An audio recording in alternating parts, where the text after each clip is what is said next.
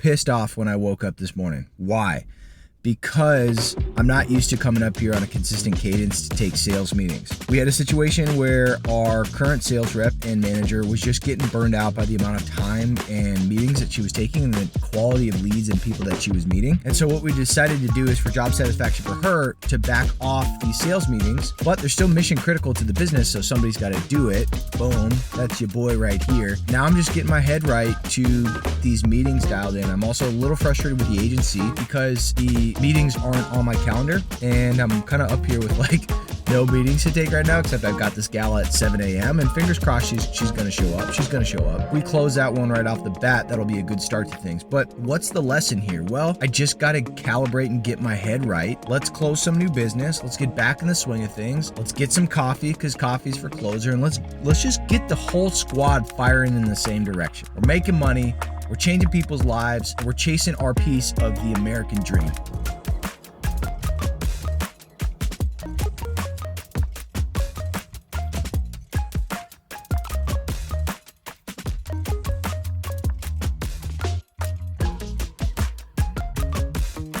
This is a lead nurture campaign that I've been working on, and I'm gonna show you my whole workflow on how I ended up doing this. So I started in Notion, and the reason I do that is because I've just been fucking around with Notion lately, and it is an absolutely amazing tool for writing, for creating, for distributing information. Like, it's just 21st century modern creative tool that is awesome. So highly recommended on that.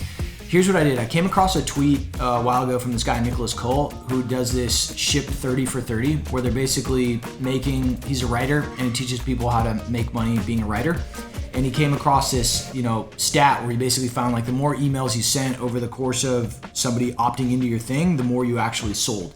And usually people often think like, oh, if I send too many emails, they're gonna be annoyed or something like that. But they found like 30 emails was actually the magic number. But how you deliver that content, what you deliver it, the pace that you deliver it at, that's what actually matters. So I ended up taking that tweet and I used it as a template, because he's got these bits of like, here's what your first email should be, here's your angle of your second, your third. And so I ended up doing that, right? So I go in here and I write out what these emails are, and the subject line is the most important piece, just because I got to get them to open it. Just like a YouTube thumbnail is the most important piece, you got to get them to click. Because if you have the greatest content in there but nobody actually enters into your stuff, you're SOL. I wrote the copy for these, and then I also made videos, short videos. Here's 3 types of people that I think Allegiant helps the most and why. Number 1, where I'm talking about the exact same script that is going in the email.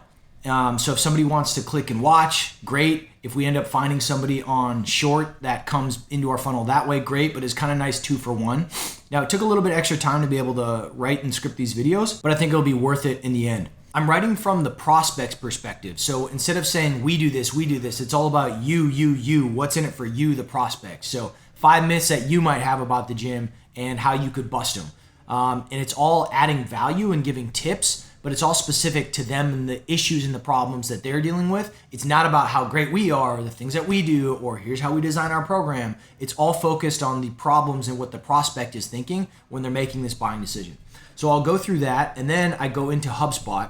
As soon as they fill out the form on my website trial, this is going to trigger this workflow. I'll branch it off to my different locations, because I've got 3 right now. And first thing is that we're going to send them this email right after they sign up to instructions on getting their pass. And you can see right here, really high click-through rate with most of the people meeting the goal right away. So I'm not doing any like nurturing stuff or getting cute or anything like that. I'm just getting right to the point. They sign up for a trial, give them the instructions exactly how to do it. And you can see that most people are clicking through this, and we're having a pretty high success rate on that. I've got a quick delay here, and then I'll go and I'll send these text messages. And these texts are basically just saying like, hey, we shot you the email, because sometimes the email will hit a spam filter. So I want to be able to use text messages to kind of get past that and remind that person, just in case, sent me the instructions. If they had a bum email or something like that, or a typo, they'll never get those instructions. So this just gives us a kind of catch-all.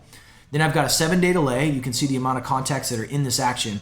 And then they're going to start the actual email nurture workflow. So these are people that signed up, they got the instructions, but they haven't taken action yet on purchasing the intro offer. And this is where I go in and I use these new email drip campaigns that are sort of tee up why Allegiant could be a good fit for that person, and sort of use this salesmanship in print. So here I've got the 3 types of people Allegiant helps out the most and why. You can click to watch the video, and then you've got extra instructions here on how to get your pass. And then every single email follows that same sequence. And this is just showing that, hey, we've got a lot of people, we help people like you. I know the issues that you're dealing with. And then every single email has a call to action on how they can get set up with their passes, because they might not get set up on their pass on their very first email. And then what, I'm going to tell them 3 weeks from now, oh, you got to go back to that very first email to find your instructions? Like, no, have it clean in there. You just copy paste that each time. And now every single email that you're putting out there is nurturing that prospect with a specific call to action and letting them engage with the brand in the way that they want to do it.